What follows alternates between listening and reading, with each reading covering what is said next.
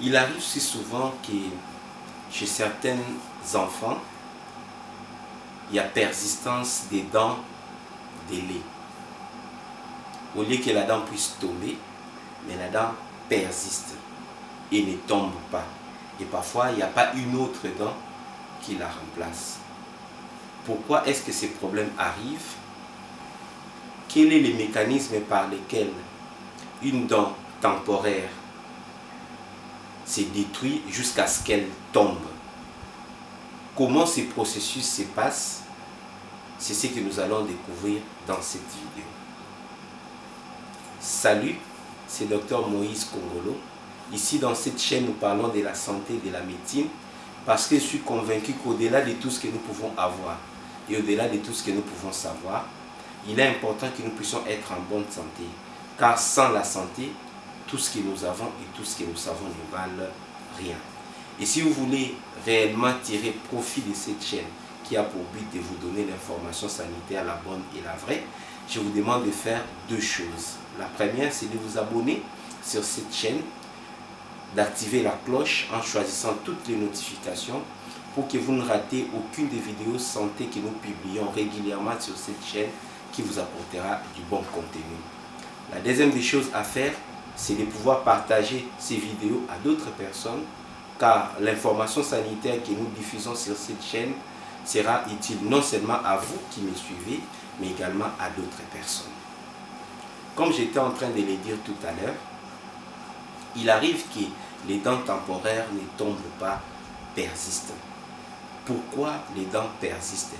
Et quel est le mécanisme par lequel une dent temporaire qui était entière arrive à se détruire et à tomber? Nous allons commencer par expliquer d'abord le processus par lequel la dent de lait arrive à tomber. La dent de lait est la première dent qui fait son éruption en bouche. Elle commence son éruption généralement chez les enfants à partir de l'âge de 6 mois et continue jusqu'à l'âge de 2 ans et demi. Une fois que toutes les dents sont apparues dans la bouche, à l'âge de 2 ans et demi, ces dents resteront en bouche pendant une période, généralement jusqu'à vers l'âge de 5 ans et demi, 6 ans au maximum. Ensuite, les dents de lait vont commencer à tomber. Il va y avoir chute des dents de lait et par la suite, ces dents de lait seront remplacées par la dent permanente. Le processus de chute des dents de lait passe par plusieurs phases, notamment celle qui consiste à la destruction de la racine de la dent. La destruction de la racine de la dent temporaire, on appelle ça rhizalyse. Donc c'est un mot qui signifie destruction des racines de la dent. Comment ce processus de rhizalyse se passe? Une fois que la dent de lait est sortie et mise en place, la dent est composée, comme nous l'avons dit dans nos vidéos précédentes, d'une couronne, d'un collet et de la racine ou des racines en fonction des types de dents. Cette dent est totale, entière, comme nous l'avons dit. Mais lorsque la dent permanente va commencer à se former, elle se forme à l'intérieur de l'os et après elle va commencer à sortir, quitter l'intérieur de l'os pour venir apparaître en bouche. La dent permanente qui se forme à l'intérieur de l'os, il se trouve juste à la même direction, dans les viseurs de la dent temporaire. C'est-à-dire la dent temporaire, elle est là, la dent permanente, elle est par derrière, juste au niveau de la racine. Et la dent permanente va commencer à descendre et à pousser la dent temporaire.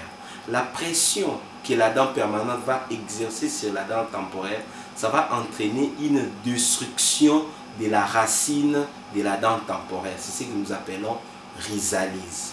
Et au fur et à mesure que la dent permanente avance, la racine de la dent temporaire va continuer à se détruire jusqu'à ce que cette racine sera détruite complètement. Et une fois que la racine de la dent temporaire est détruite, la dent temporaire, tout ce qu'elle restera, c'est la couronne.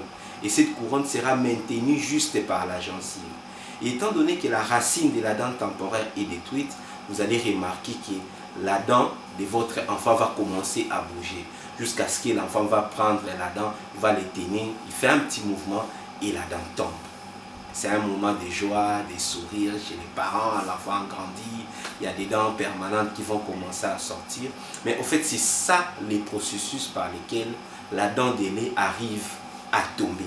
Et nous comprenons donc l'élément majeur qui fait en sorte que la dent temporaire puisse tomber. C'est la dent permanente qui est à l'intérieur, qui vient dans la même direction que la dent temporaire, arrive à détruire la racine par la pression qu'il exerce, à détruire la racine de la dent temporaire jusqu'à ce que la couronne va finir par tomber. Maintenant, les dents temporaires qui ne tombent pas, s'il arrive que les dents temporaires ne tombent pas, la principale raison c'est qu'il n'existe aucune pression de la dent permanente sur cette dent temporaire. Premièrement, si cette dent permanente n'existe pas à l'intérieur de l'os, ça arrive, on appelle ça parfois des agénésies, des germes de dents permanentes. Si les germes de la dent permanente n'existent pas et donc la dent permanente n'a pas été formée, à cet endroit-là, la dent temporaire va rester entière avec sa racine ou ses racines entières.